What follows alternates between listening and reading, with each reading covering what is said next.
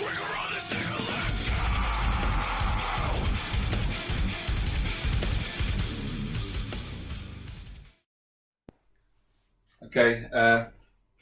trying to ignore the noise from next door.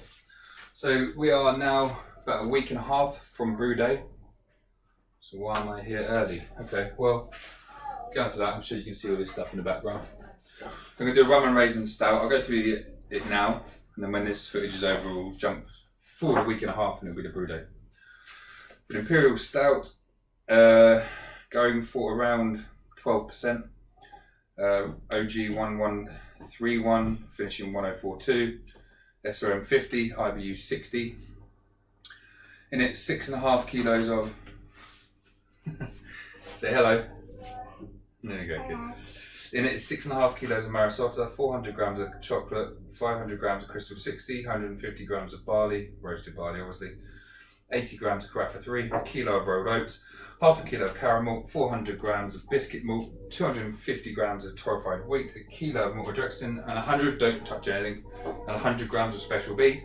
It's 100 grams of Challenger going in at 60. And then we move, three, it's going to be a 19 litre batch. 2, 3, I've bought 4 packs of Nottingham, I'll probably chuck 3 in. Yes? Yes. Yeah. Then we move on. So we've got some medium toasted French oak chips. Yeah, 250 grams. We've got some very funny, get out of your system now. Some I think half decent rum, dark rum. And 1 kilo of raisins. So what we're going to do is make a blend. So we'll chuck in some of these raisins, like that. Try one. Yeah, I'll get you one in a sec.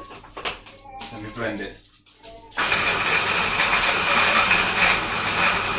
We're going to do that for the whole kilo, and then I'll be back once we've done those. Right. Hope you can hear me. Blender was a shit idea. It was actually do the raisins by hand. Anyway, it's a kilo of raisins. Oak chips. I was going to do half a pack. 125. More or less. Chef pinch. Whatever.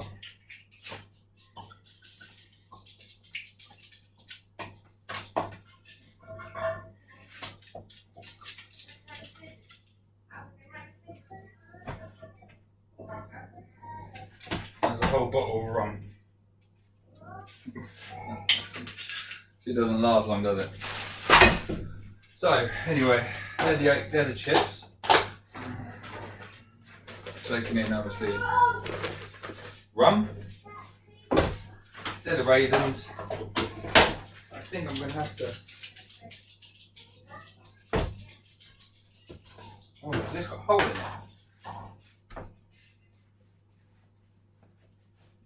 Ollie? Ollie? Yeah. Shh. What's the matter with this, man? It's got bloody... Oh, cut that out. Ah, too late. Okay, so they're done. I'm going to have to buy a bit more rum to top it up. I'll leave that last bit in probably. Either way, 150 grams of chips there, and a kilo of raisins. I'll add a bit more brandy to it in a bit, and I'll come back to you on brew day. Morning, welcome to the brew day. So it's early in the morning, and I thought it'd be interesting to see if we could do a big beer brew in a bag. So we're gonna forget we've got a mash tun. Do it in there. Recipe says it's going to be about 12%. We've added a litre and a half of rum. It's actually going to be about 14% beer if we can hit our numbers. Most people say you cannot brew the big beer brew in a bag. So today I will try and find out if I can. In here, let me just calm down. I can't be bothered to move the camera. There we go. This is a 23 litre bucket. You'll see how much grain's in it. So, it's a fair amount. So this is set for 72, or 71.6 actually, that'll do. Oh, excuse me, sorry about that. In here I've got 15 litres of water, just 15. It just works out roughly just over a litre per kilo. In here we've got 27. I'll need 22, but 5 for dead space. I'm going to do a 90-minute mash and double infusion. So we'll take the bag out, put it in a bucket, put 11 litres onto that, leave it for 20 minutes, put it in there, another last 11 litres in there, leave it 20 minutes, put it in there, see what we come up with. Okay, so I'm gonna dough that lot in now, and I'll catch you maybe for the sparge, maybe not, we'll see. Hi, I hope you lot can hear me. I'm dying down anyway. So we're doing our first, can't see it, there you go, first sparge, which is 7 or 8 litres actually, not a huge amount. I've got 10 for the second one. So I knew I was being a bit optimistic by thinking 1.5 litres of grain, more or less. 1.5 litres of water per kilo of grain was a bit optimistic, and it was. So nothing too mad. I filled up, I doughed in until I thought that was as thick as I could go, or I wanted to go, I should say. And I kept the rest of the grain back, which is only a few kilos. Dropped it from a 90 minute to a 60-minute mash, so I did that. Then I took the grain, obviously drained it, dumped it into a grain into there. Heated that back up to 69, I think it was, 69.5, whatever, something like that. Put the bag back in, put 5 litres in the spide water in, stowed the rest of the grain in, then jugged back in grain from here until it was another thick consistency. Left that for an hour, then put all the grain together in the bag, down there, sparge. So I've got 13 minutes, I'll give it another 10 minutes or so. I'm going to drain that, put it in there, then put the remaining 10 litres from there in there, so do another sparge. Wait 25 minutes, half hour, put it back in there, bring it to the boil, that's when we'll be back. Sounds like a lot of palaver, but to be honest, it really wasn't. It was a piece of piss. All it meant was that my brew day is increased by half hour. Yeah, it's not difficult at all so far. I mean, that process of realising I wasn't going to fit it all in, or there wasn't enough water, splitting it, doing 2 mashes, and still a double spice. So it's yeah, it's all going smoothly so far. We'll see what happens after the boil. I'll catch you a lot later. Alright everyone, so it's taken a bit longer than a normal brew day so far, but we're just hitting the boil now. So I'll show you what it looks like in a minute. So that's at a boil. Let's start the timer for 60 minutes. The sun's found the hose. So we're going to go straight in with 100 grams of Challenger. Infinitely off. No messing about, 60 IBUs.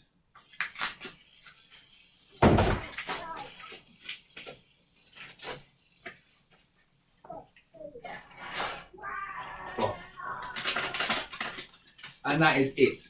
There's no more additions, nothing. Oh no, I'm a liar, big fat liar. There is this addition at 5 minutes to go. And then 3 packs of Nottingham, and then the gravity reading. Pretty sure I'm going to hit the volume. Don't know about the numbers, we'll have to see. Because of all the dark malt, as you would expect. That's pretty aggressive. No, pretty aggressive. A lot of protein even. Right, I'll come back to you in a bit. Cool, okay. So once again, it's malt with extra time. One of my favourites.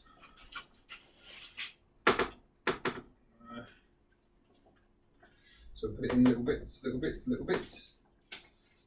Little bits at a time. Anyway, you don't need to see me do that. I'll just put it on to show I'm putting it in. Catch you in a bit. Okay, so end of the brew day. Can you make a 12% Russian Imperial Stout brew in a bag? Well, I can't. There might be someone out there that can do it. It would differ to how I did. And by that I mean, obviously, all in one vessel. Count 1090. Well off the 131. So instead of 14, we're looking around, by the time I put the chips in and whatnot, around 9%-ish. What can I say? Fuck knows, don't know. No idea. So, well, I don't have an idea. Brew in a bag, I guess, it isn't designed for big beers. So, there we go. Next time I'll go back to mash time. I just wanted to see if I could do it. I can't. But I'm still going to have a rum and raisin stout. Somewhere around the 9% mark, which is not to be sniffed at anyway. So there we go. This won't be going to glass because obviously, I always say obviously, I don't know why. It's in here now. 2 packs of Nottingham yeast, not the 3 because of the breeding. And then I'm going to put in the oat chips, say a week and a half or something. I'll put in the oat chips and the raisins, leave it another week and a half. Crash it, keg it, come back to it in about 6 months or so. So I guess you'll see a tasting video in about 6 months. There we go. 9%, as I said, not to be sniffed at. So that'll do for me. But I won't be doing any more big Russian Imperial Stout brew in a bag. If there is someone out there that does brew in a bag, it can hit the 12%, 14% mark quite nicely with a 40 litre urn of some sort. Let me know. Let me know what or how you do it, and I'll give it another crack maybe. Anyway, have a great week, everyone. If this comes after New Year, welcome to 2019. But if it's just before, have a great New Year. Either way, thanks very much. See you later. Good evening. It's felt like an age and a while. I know I haven't posted a video in about 8 months. And this is the conclusion to the Rum Raisin Imperial Stout that I did. It's well over a year since I brewed it. I say well over a year. It's over a year since I brewed it. In fact, I kegged it on the 26th of January 2019. Now is the 18th of January 2020. So let's give it a blast, shall we? It's fucking freezing. We've been quite lucky recently with the old weather. I think it's been about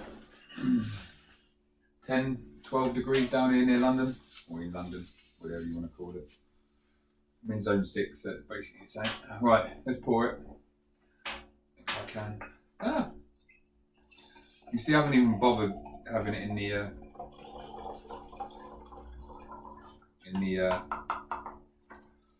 kegerator. It's just cold enough outside here. Oh man, right. I said I couldn't brew big beers. And you saw that palaver I had through there. Turns out it came out 11.4. So not too bad. Let's see what the temperature is in here. I might go inside. That says -9, that can't be right. This one says about 1 degree. So if it's 1 degree in here, it's gonna be fucking cold, that beer. So I might go inside, let it warm up, and I'll be back. And we're back inside and it's nice and warm. So what was I saying? Yeah, 11.4. 11.4, so it was a big beer in the end. Right. I'll do a whole video catch up about where I've been for the last few 6, 7, 8 months or whatever it's been. But I'll do that soon. I'll do that soon. Right. There we go. Imperial Stout. Aged for a year. Yeah, it's been a while since I've done this, isn't it, Ollie? Yeah, aged for a year. So let's find out. Now, I can't remember for the life of me because it's been fucking a year since I've done the first part of this video.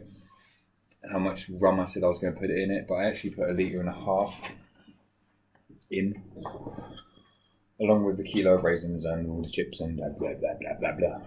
So what I wanted is to let it age. I don't like imperial stouts that you get, take a sip, and it burns. It's just an alcohol burn. I don't find that pleasant. Some people like it. I don't. Okay, so I wanted all that rum to mellow, and the only way you're going to do that is by aging it, innit? So that's what we did. Well, that's what I did. Anyway, cheers. Let's see how we get on.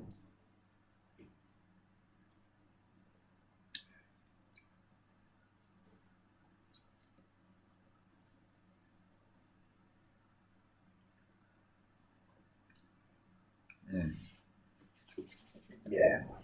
Okay. So Matthew Calaby has tried it. I sent a bottle to Timmy Jenkins as well. He hasn't tried it yet. I hope he does soon because I literally dipped a bottle in Star Sam, bottled it from the keg, capped it, and sent it off to him before Christmas. So it might have been got an off flavour now or infected, or, which I don't know, I doubt it, it's 11.4, or it's gone flat completely. So Timmy, if you've made it this far, drink it. Well, should be looking at the camera, drink it. Let me know what you think. The rum mellowed completely. I mean, it's not going to, it's 1.5 litres. It's mellowed a lot. It's a nice, subtle, it's not bang, bang, I'm alcohol in your face. It's just a nice, you know, like you've got a double shot in an Irish coffee. You know, that level. If that makes any sense to anyone. I'm not sure. The body is really good. I can't fucking remember. I should have looked at the recipe, but I didn't. Did I put maltodextrin in it? Maybe. If I did, well, that helped because it's got a nice thick body.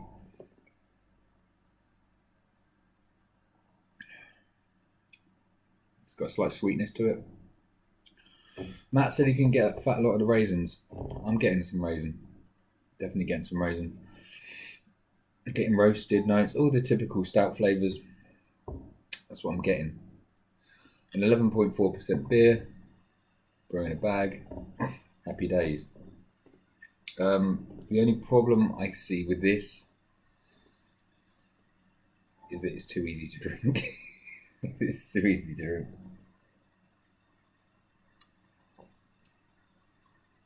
Yeah, there's the rum.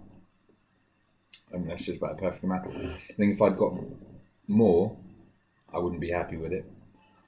It's not going to mellow any more than that. So that is, for me, perfect. Decent rum flavour, but not too in your face, headbutting you all over the gaff. Strong enough to put you on your arse if you've had a couple. But still nice, chest warming, Russian Imperial Stout for the cold January, February, March months that we've got coming up. So there we go. End of the grain to glass. Bit anticlimactic, probably, maybe. Who knows? I'm still going to upload it. Thanks very much for persevering. For those, I don't know, I haven't even checked the numbers, if they've left my channel or if you've all stayed. Whoever stayed, thank you very much, I appreciate it. I'm going to try and get back on the wagon. I will do a video, as I said, explaining where I've been for the past half a year. I won't make any apologies for disappearing for half a year. I've had a shitload going on. But I will let you guys know what I've been doing and why. Also let you know what I've brewed, because I have brewed still, I just haven't filmed it. And I'll go through them, tell you, maybe I'll go through the recipes, let you know what I thought of them, so you can try and brew them should you fancy. Okay, I'll stop waffling. I'll let you crack on with your evening now if you persevered this far. Cheers. Take it easy and I'll speak soon.